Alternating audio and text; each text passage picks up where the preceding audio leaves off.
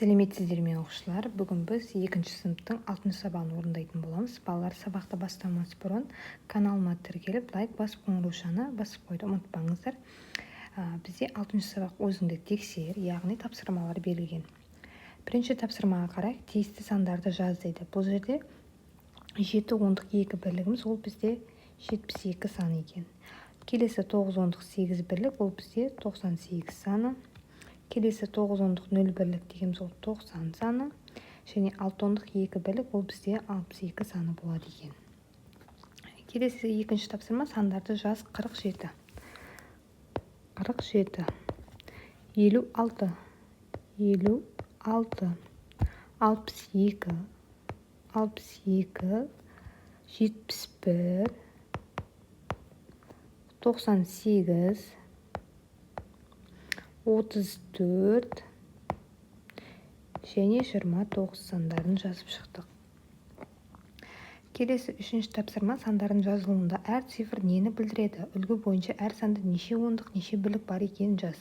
Үлгі бойынша бізде 21 саны, ол бізде 2 ондық, 1 бірлік немесе 21 бірлік болады. Келесі бізде 75 саны, ол бізде 7 ондық, 5 бірлік немесе 75 бірлік болады екен. Келесі 48 саны, ол бізде 4 ондық, 8 бірлік немесе 48 бірлік болады екен. Келесі 23 саны, ол бізде 2 ондық, 2 ондық және 3 бірлік немесе 23 бірлік болады екен. Келесі 95 саны, 9 ондық, 5 бірлік немесе 95 бірлік болады екен. Келесі 61 саны, ол бізде 6 ондық, 1 бірлік немесе 61 сандарымыз болады екен.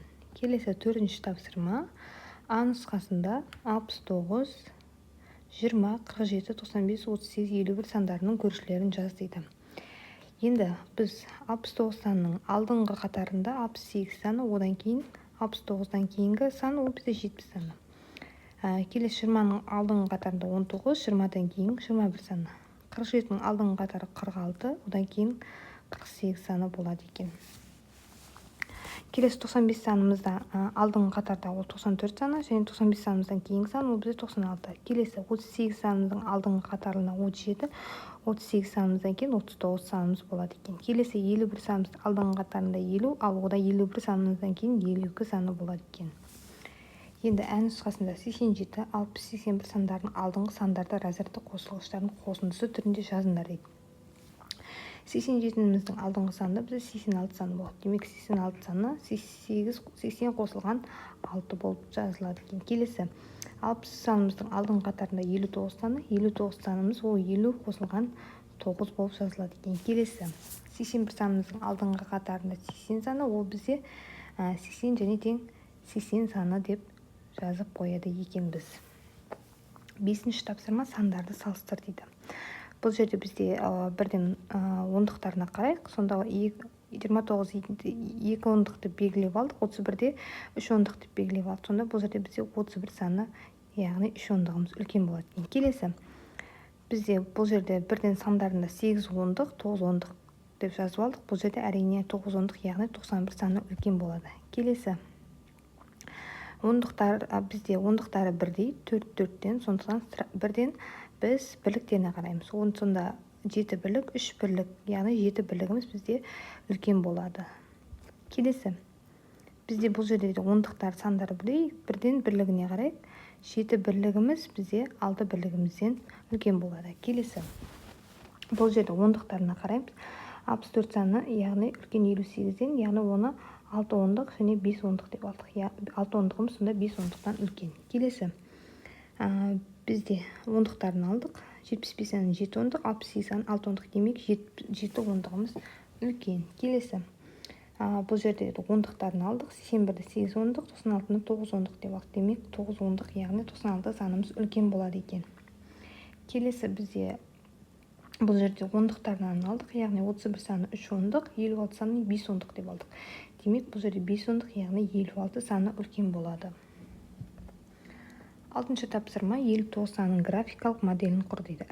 Бірінші А нұсқасында әр түсті шаршылар түрінде жаз дейді. Шаршы түрінде біз 5 ондығымызды, яғни бұл жерде 5 шаршымен белгілеп қойдық. 9 бірлігімізді біз 9 санымен бөліп қой, яғни 5 ондық 9 бірлік деп жазып шықтық. Келесі ә нұсқасында әр түсті дөңгелектер түрінде. Енді дөңгелектер түрінде күлгін түспен біз 9 бірлігімізді белгілеп шықтық. Яғни 1, 2, 3, 4, 5, 6, 7, 8, 9. Енді 9 бірлігімізді шаптық. Енді 5 ондығымызды дөңгелектерінде 1, 2, 3, 4, 5. Осылай модельдерін құрып шықсақ болады. 7-ші тапсырма зерттеу разрядтарын атамай бір таңбалы сандарды қосудың қысқаша кестесін құра аласың ба дейді. Бұл жерде бізде бірінші кестедегі бос орындарға қосындының мәндерін қой дейді. Демек бізде 2 әр мәнді бір-біріне қосып шығамыз, яғни 2-ні қосамыз бірінші 2-ге, ол бізде 4 саны. 2-ні қосамыз 3-ке, ол бізде 5 саны.